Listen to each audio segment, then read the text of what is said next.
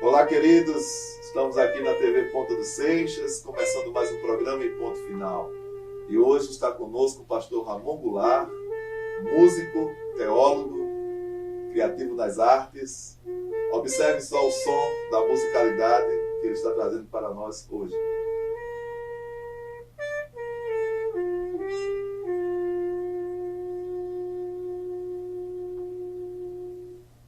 E aí, grande Ramon Goulart, nome de gente grande, né? É um prazer tê-lo aqui conosco, no programa em ponto final. É um prazer e queremos desde já agradecer por ter aceitado o nosso convite diante da sua agenda. E estamos aqui para bater este papo que com certeza vai ser muito rico para nós e para os nossos queridos que estão em casa, nos assistindo. E vamos começar exatamente Ramon Goulart. Quem é Ramon Goulart?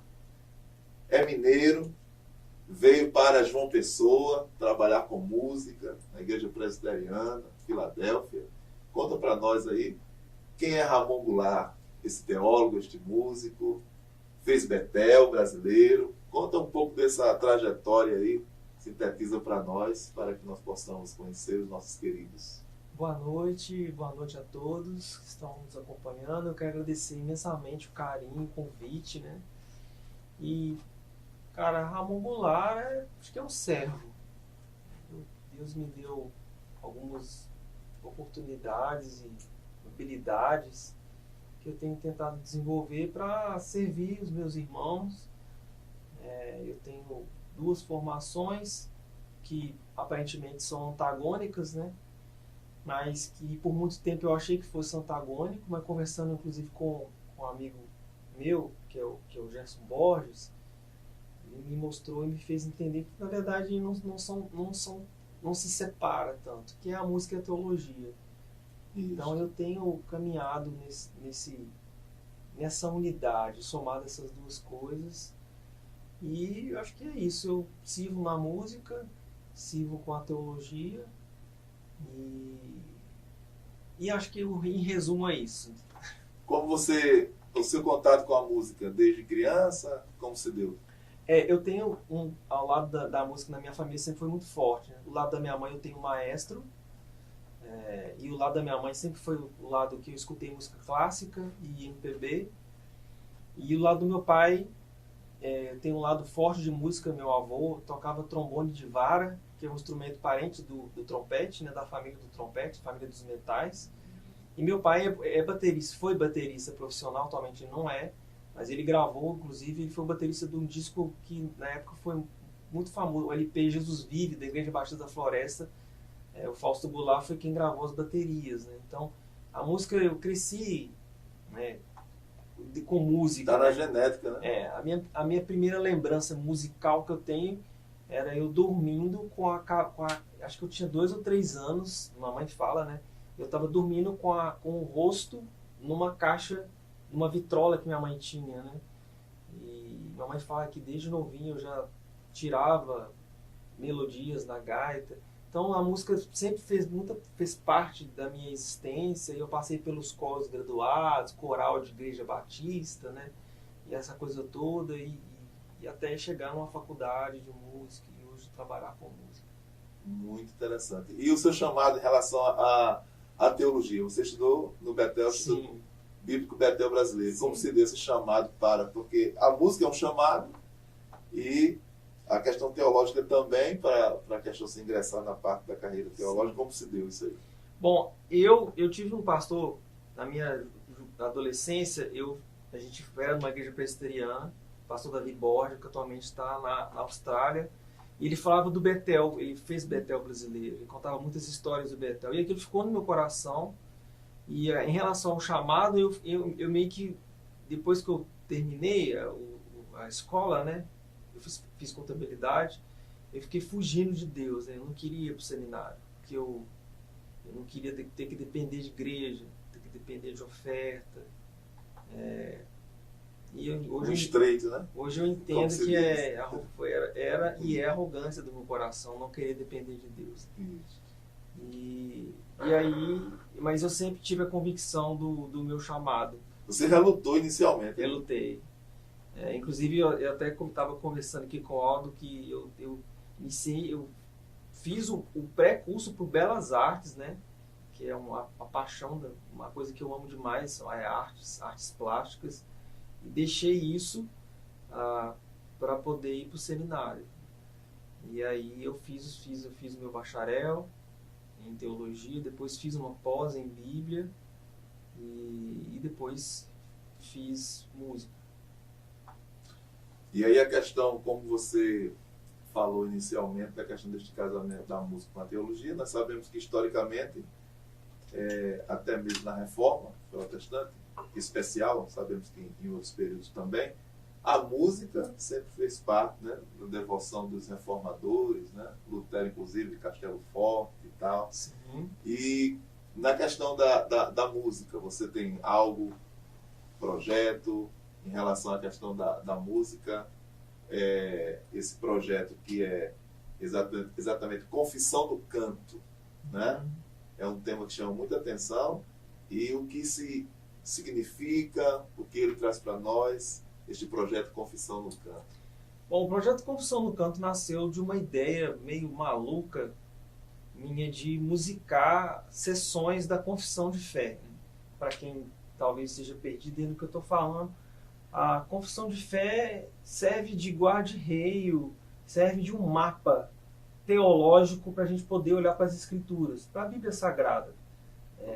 Como se fosse um resumo dos pilares centrais da fé cristã. A Confissão de Fé de Westminster foi o último de um período de grandes formulações confessionais da Igreja Cristã Reformada. Mesmo porque a Igreja tinha que dar uma resposta depois da ruptura, né? A gente está falando em 1643 a 1648, se me fala a memória aqui, que foi o período em que os teólogos e outros homens estiveram reunidos na abadia de Westminster, em Londres, formulando e repensando e dando uma resposta por causa do catolicismo. Quais são as bases da nossa fé. Então, uma confissão de fé é isso. E eu tive a ideia de musicar as sessões da Confissão de Fé de Westminster. Algumas sessões, inclusive, são idênticas também na Confissão de Fé Batista e também na Confissão de Fé de Savoy, Confissão de Fé Congregacional.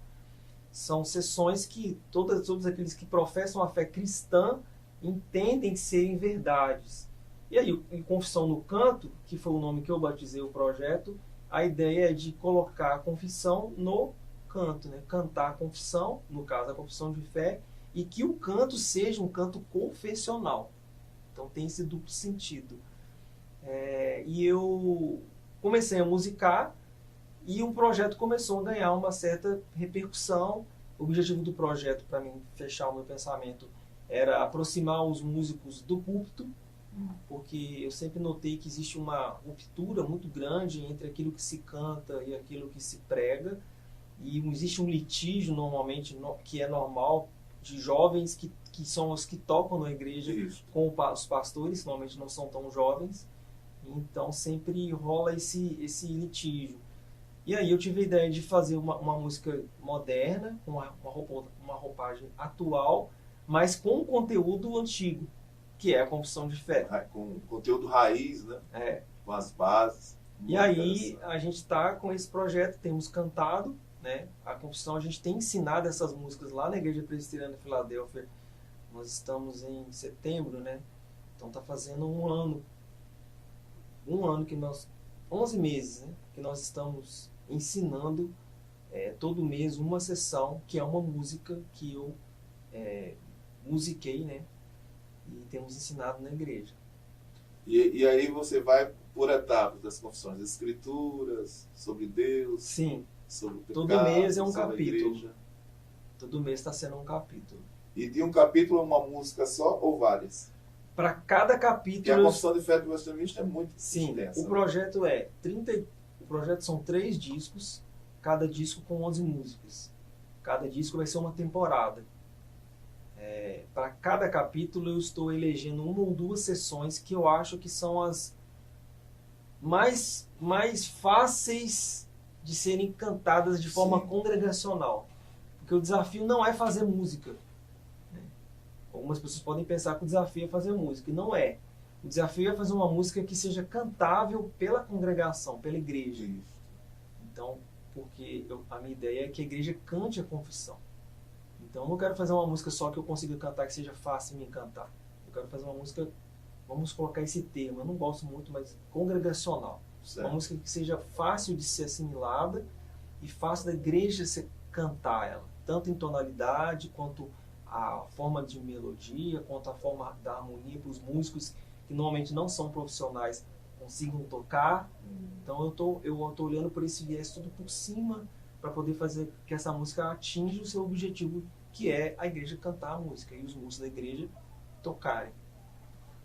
Muito bom mesmo. E nós vamos falar mais no próximo bloco, mas aí no caso você está querendo trazer para nós exatamente a questão de que, para você que é músico, digamos que se torna muito fácil, digamos assim. Sei que o trabalho é bem árduo, mas torna mais fácil porque você entende da música, você entende da questão de todas as questões de partitura e tudo mais. Mas para o público leigo, né, no qual eu me coloco em relação à questão da música, torna-se mais difícil. Então você está tentando fazer uma coadunação, uma ponte que possa tornar fácil para Sim. o público, até mesmo para popularizar essa questão e poder até mesmo influenciar, que é uma influência muito positiva na questão da musicalidade da igreja.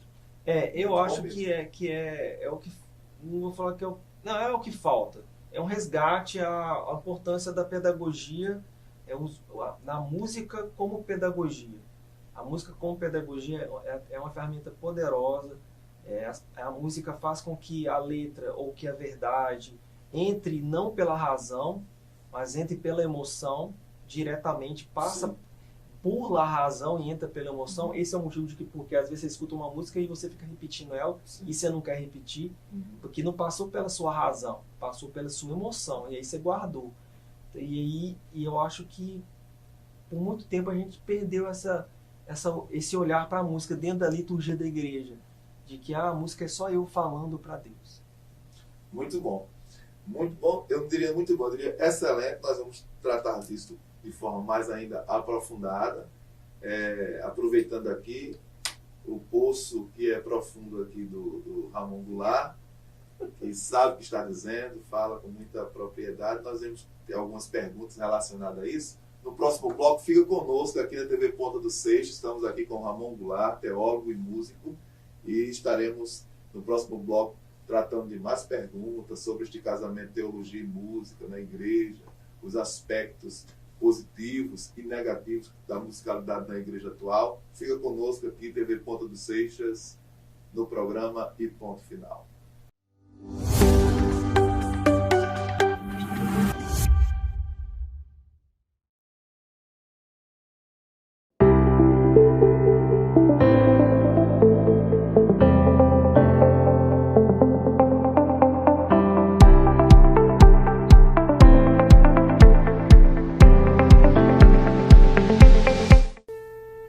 Olá, queridos, estamos aqui na TV Ponta dos Seixas, começando mais um programa E Ponto Final.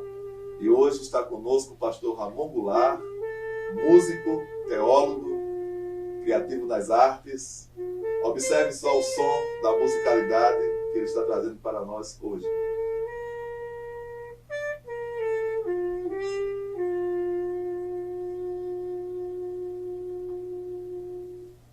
E aí, grande Ramon Goulart, nome de gente grande, né? É um prazer tê-lo aqui conosco no programa Em Ponto Final.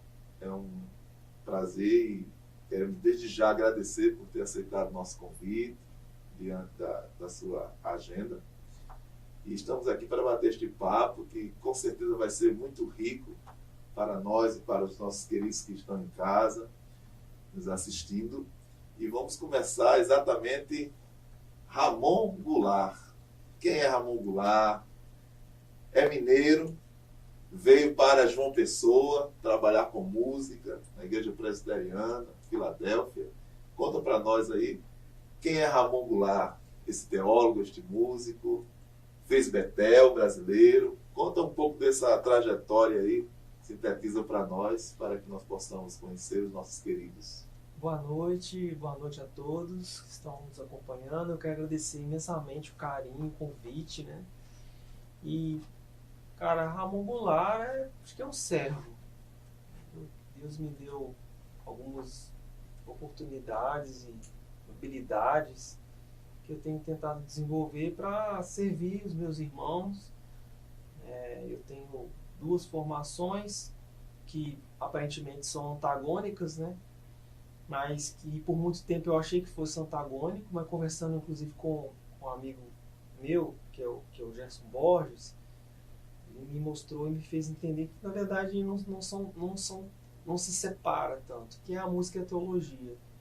Isso. Então eu tenho caminhado nessa unidade, somado essas duas coisas, e eu acho que é isso. Eu sirvo na música, sirvo com a teologia,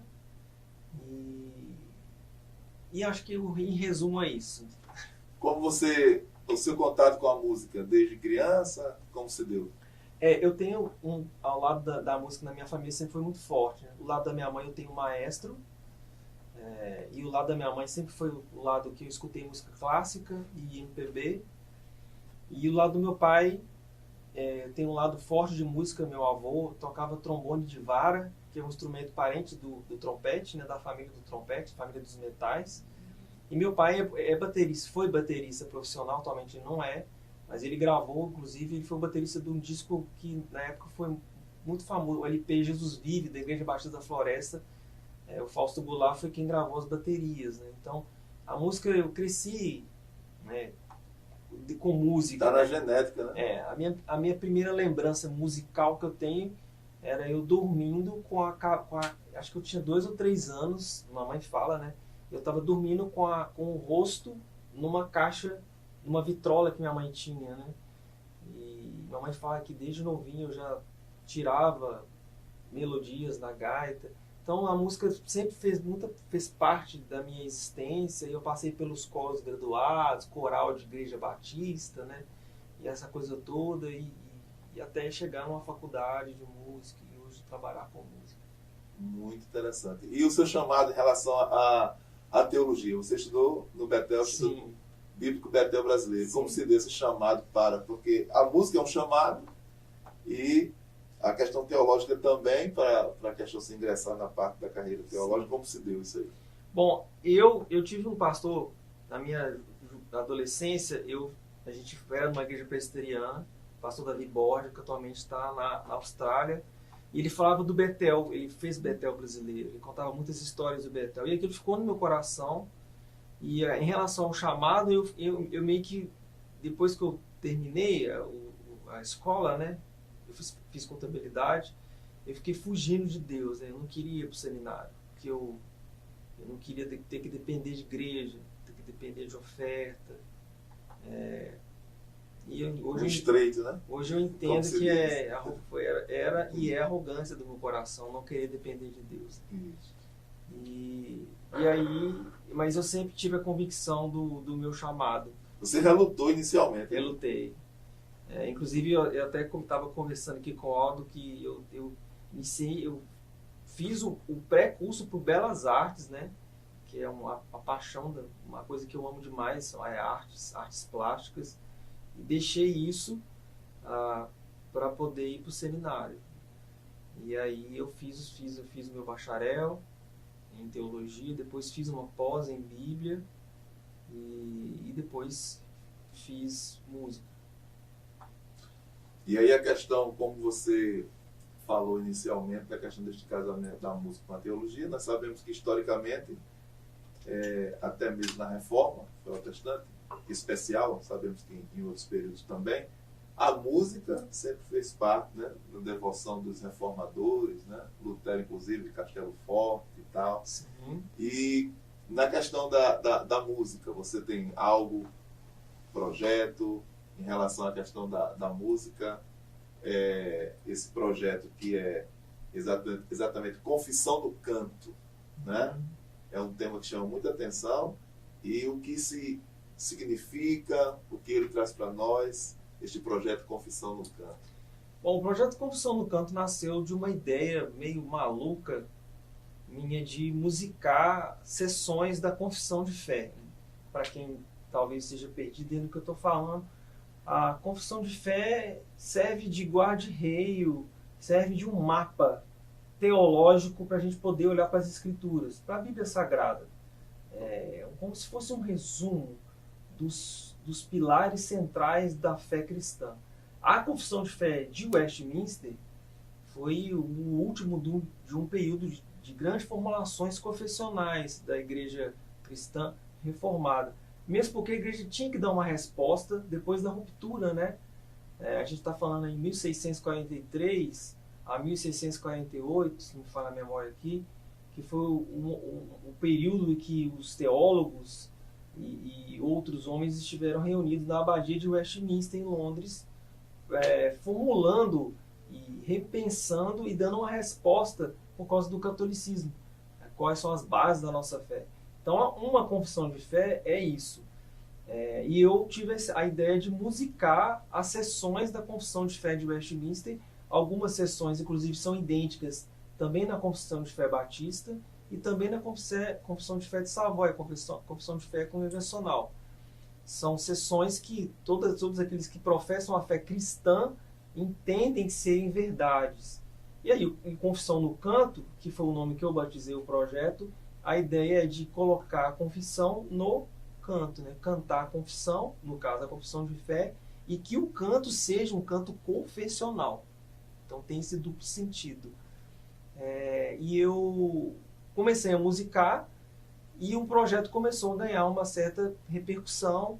O objetivo do projeto, para mim fechar o meu pensamento, era aproximar os músicos do púlpito, porque eu sempre notei que existe uma ruptura muito grande entre aquilo que se canta e aquilo que se prega, e existe um litígio normalmente que é normal de jovens que são os que tocam na igreja. Isso. Com os pastores, que normalmente não são tão jovens, então sempre rola esse litígio.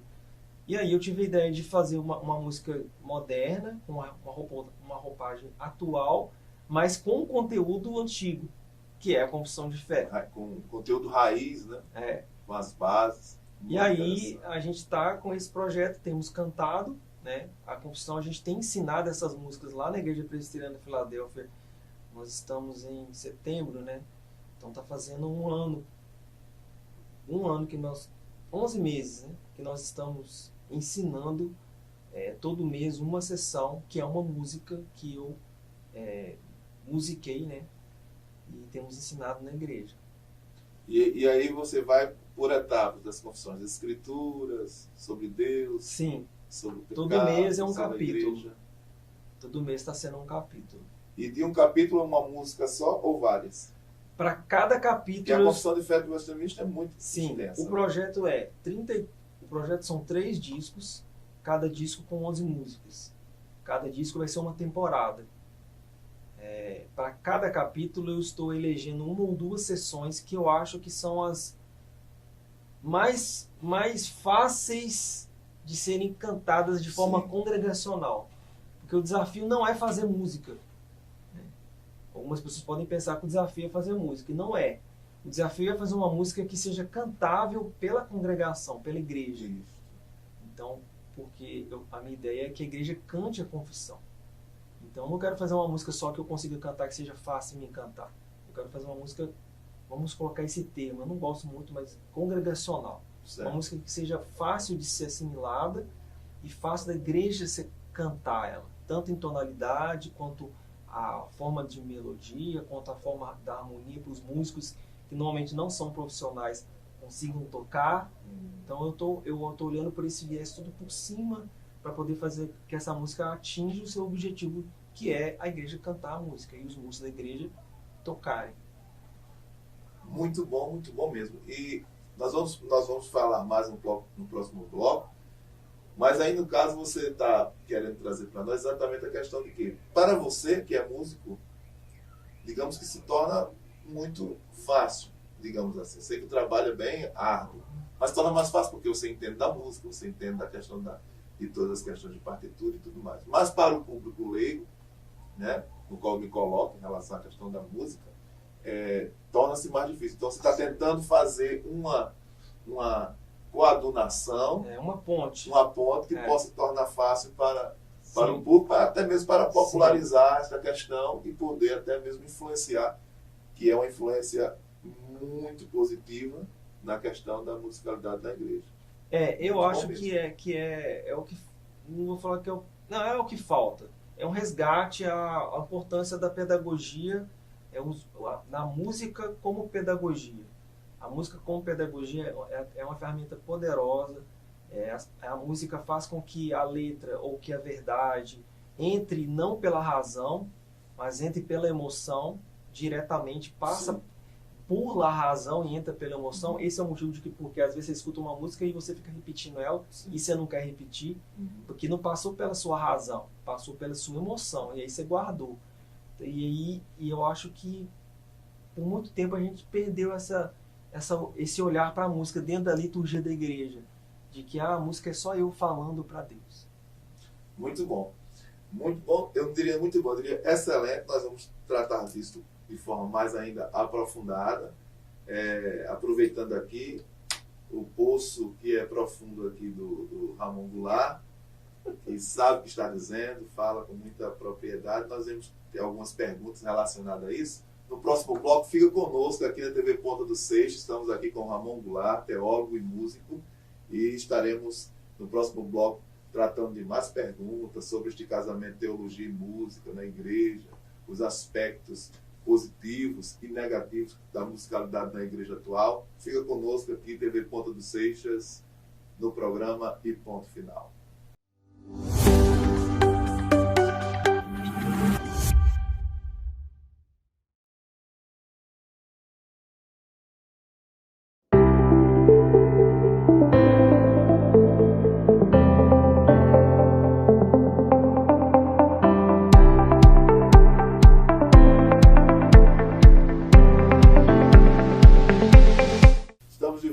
Nossa TV Ponta dos Seixas, nosso programa E Ponto Final, entrevistando aqui o pastor Ramon Goulart, músico, teólogo e também artista, porque ele tem uma diversidade de talentos que Deus lhe concedeu. Inclusive temos aqui vários instrumentos, Ramon. Gostaríamos que você explicasse esse instrumento aqui, por exemplo. Qual o nome desse instrumento? Esse aqui é o Flugelhorn. Ele é parente do trompete e parente da trompa. São todos da mesma família, a família dos metais, né? Ele tem um som mais escuro do que o trompete. O trompete é um instrumento que brilha mais, né? Os ataques de orquestras, trilhas sonoras de filme, normalmente sempre quem está atacando, as notas de ataque são sempre os trompetes. O flugel não fura tanto a massa sonora, ele tem um som mais escuro.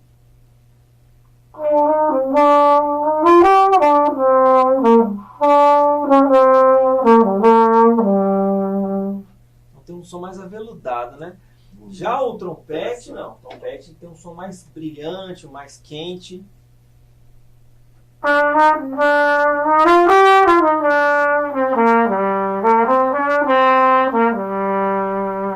E aqui eu tô sendo, meio mais educado, né? Mas à medida que você sopra nele, ali você não consegue que o som expanda. Aqui você consegue que o som chegue a mais de 4 km o disparo. 4 km? Ele era muito utilizado na guerra, né? Não havia os pistos. Para anunciar. Para anunciar. Chamar a atenção do povo, preparar o exército.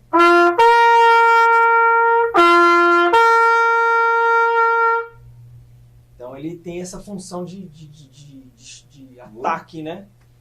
Muito interessante. E aí o trompete tem os vários recursos que são as surdinas, que é esse aqui. Explica aí. Esse aqui a gente coloca na campana dele. Ela parece uma cuscuzeira. Parece uma cuscuzeira. E aí a gente encaixa e aí você consegue... Existem mais de 200 tipos de surdina. E elas, cada uma produz um timbre diferente. Essa aqui é muito famosa de jazz. Nossa! Com certeza você já escutou esse som em filme. Sim. E quem faz é o trompete. Muita gente não sabe quem faz esse som. Aí com esse instrumento acoplado. com ela encaixada, a gente produz esse som. Então é um instrumento muito rico, um instrumento muito rico mesmo. Tanto Como na chama? música, Como se chama? você quer a surdina. Surdina.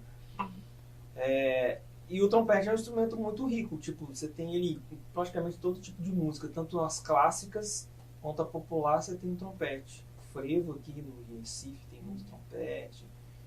Como você observa a questão da questão dos instrumentos? Você como músico profissional, obviamente, você é de acordo com todos os instrumentos, eles são fazem a conexão, e em relação, digamos, a música em relação à igreja, por exemplo, todos os instrumentos, porque há uma particularidade de igrejas e tal que não concordam. Supor, há 30 anos, se ouvir falar, 30, 40 anos, se ouvir falar, assim, já dizem os mais antigos, que não se tocava nem bateria na igreja. Sim. Né? Porque tira espiritualidade, Sim. alguma coisa desse tipo, panderola, aqueles afonxéricos, instrumentos pequenos. Qual é a sua concepção a esse respeito? O que é que você diz para nós essa questão? Essas questões, digamos assim, que são paradigmas criados. Sim. Né? Bom, eu penso como o que a Escritura ensina. A Escritura ensina no Salmo 150 e outros textos que todos os instrumentos foram criados pelo homem. E o homem foi criado para adorar a Deus. Então, logo, os instrumentos que foram criados pelo homem podem, e eu acredito que devem ser utilizados para o serviço a Deus. O Salmo 150 tem uma lista muito grande dos instrumentos que eram utilizados na época. E lá a gente tem pratos, tem símbolos sonoros que são as caixas percussivas da época, a gente tem flautas, enfim. E eu acredito que se o Salmo tivesse sido escrito hoje, com certeza a lista ia ser maior. Mais instrumentos foram criados depois daquela época. E então eu entendo que Deus se agrada com todos os instrumentos. Os ritmos. Todos os ritmos são de Deus, e aí o que difere porque o público que nos assiste, muito certamente tem essa dúvida. A música cristã, a música secular, infelizmente muitos fizeram essa diferença nos púlpitos. E aí, como você traz para nós essa concepção? A música, a diferença dela, a música, a letra, muita gente não tem essa concepção. Nos fala um pouco sobre isso.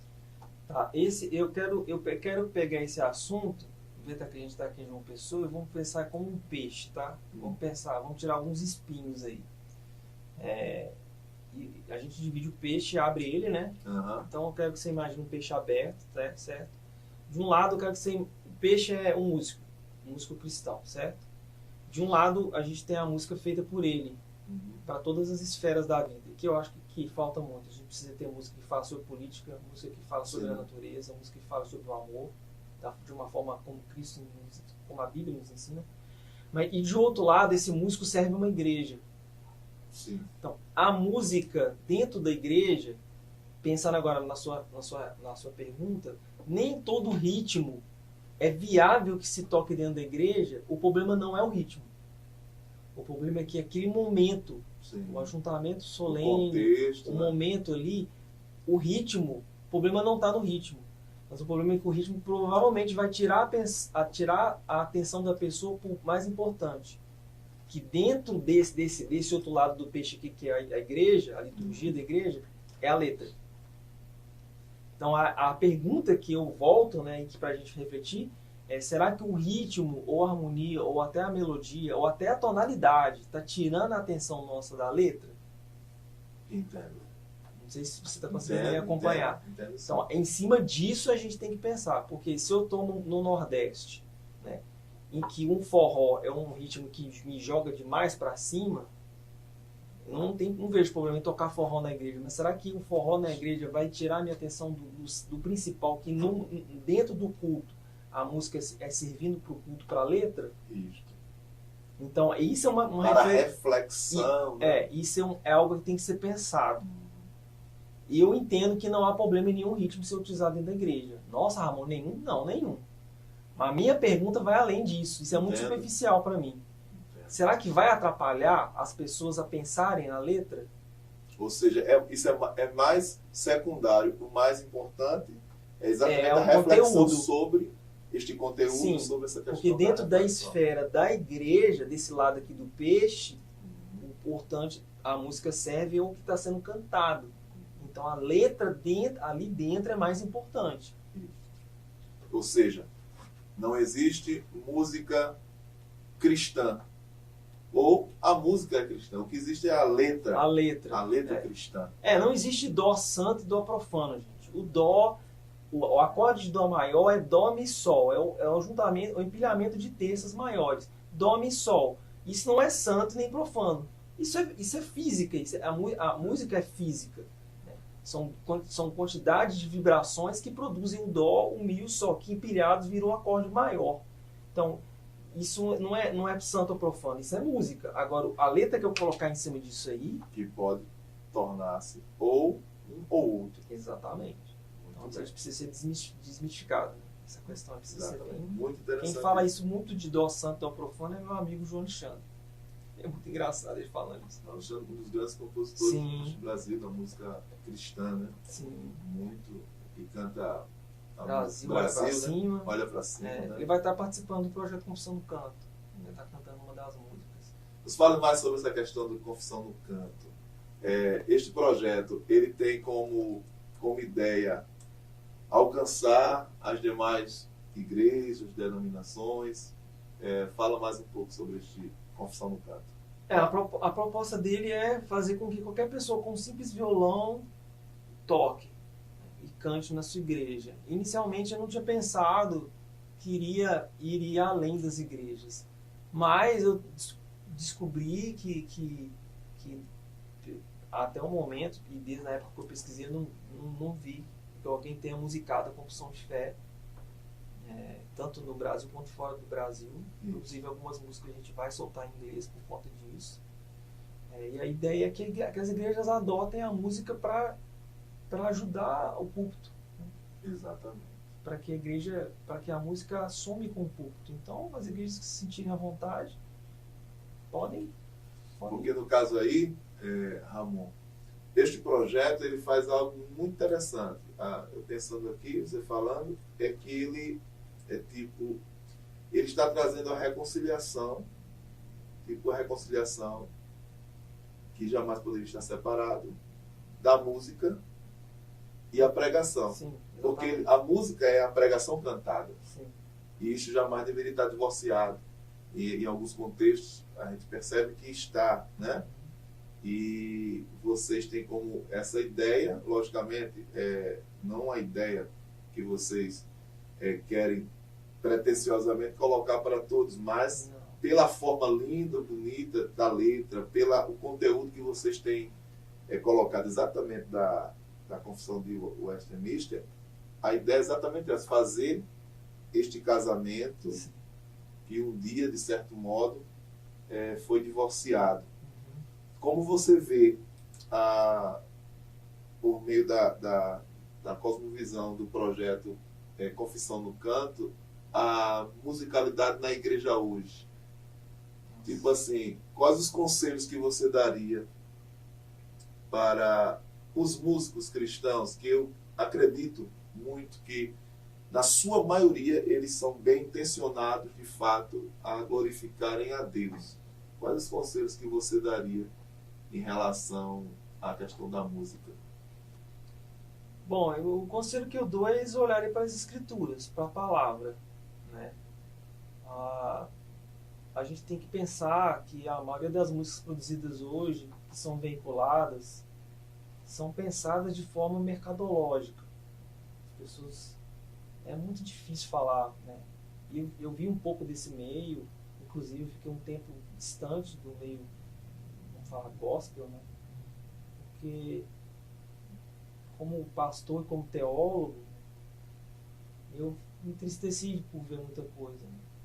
Então a gente tem que olhar para as músicas e ter um preconceito no sentido de que quem fez a música. Quem soltou a música? Qual a intenção dessa pessoa? E como, aí vocês podem perguntar, mas como que eu sei disso? É simplesmente você olhar para a letra da música, você vai entender qual que é a intenção da pessoa.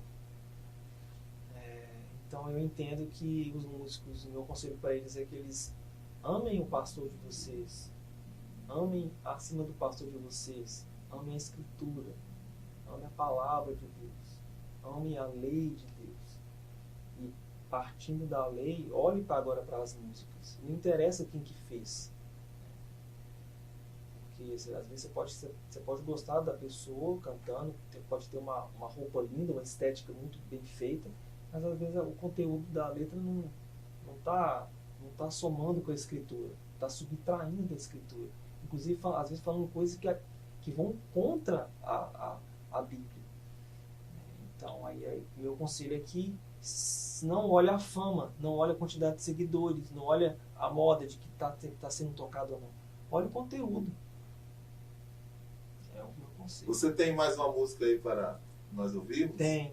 Vamos ouvir aí a música. Eu vou cantar o Salmo 52. 52. Versículo 8 e 9 fala que o salmista fala que quanto a ele é como oliveira verdejante na casa de Deus. E o salmo termina falando que ele espera, ele confia e espera na misericórdia de Deus. Vamos lá. Ramon Goulart conosco aqui no programa E Ponto Final.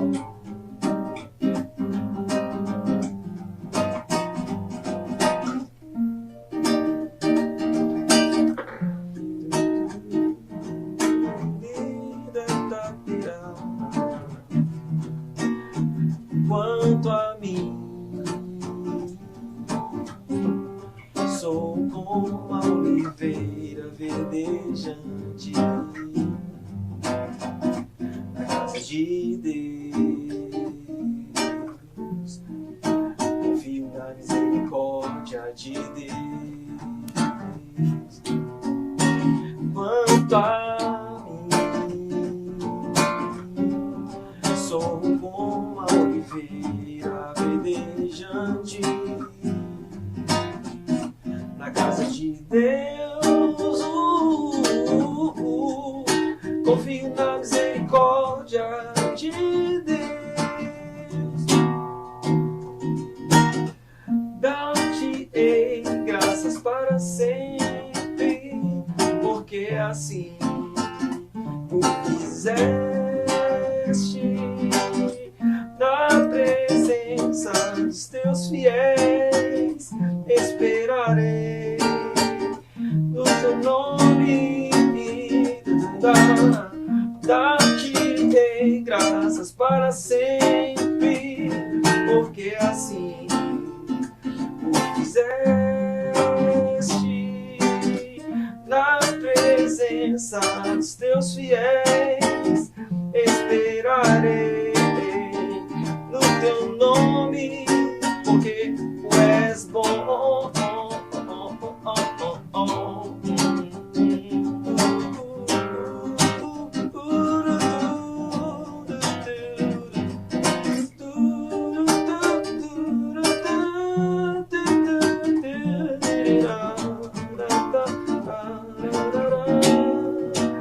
Quanto a mim. Linda música. E esta aí também de sua autoria. É minha autoria. Maravilha. Você tem mais ou menos assim quantas músicas? Ai, meu Deus, tem muito trabalho meu. Eu comecei em 2003, né, saí do seminário e eu soltei um disco que chama Sobremodo Elevado, baseado no Salmo 139. Depois eu gravei um disco que chama Som Mestiço, que já foi fruto já da minha pós-graduação, em que eu me aproximei mais do fato de eu ser brasileiro, né? Eu era muito gringo, né? Eu era um brasileiro cantando música gringa de segunda, né? E aí depois eu lancei um projeto de MPB com o Jaiminho Silva, que é um grande parceiro meu, que acabou que nós gravamos um disco ao vivo e fomos convidados pela Batista da Lagoinha e gravamos um ao vivo na Lagoinha. Depois eu soltei o Fonte da Vida, 2012, e em 2013 eu lancei o Sobremodo 10 anos, e 2013 até 2019 eu não soltei nada. eu dei uma afastada. E em 2019 eu voltei, eu compus eu musiquei o Salmo 46, por causa do sermão do reverendo Pedro lá na nossa igreja, e aí retomei meus trabalhos, e foi em 2020 que eu tive a ideia de musicar a Confissão de Fé, e aí por causa da Confissão de Fé eu decidi que eu voltaria para dar a minha cara, mostrar, estar de volta para, enfim, para começar a aparecer de novo. E aí acho que meu resumo, mas tá tudo lá, vai encontrar tudo lá no Spotify. Maravilha. Tá lá Ramon Goulart? Ramon Goulart. Ramon Goulart. Isso. Então você pode aí acessar o Spotify, Ramon Goulart.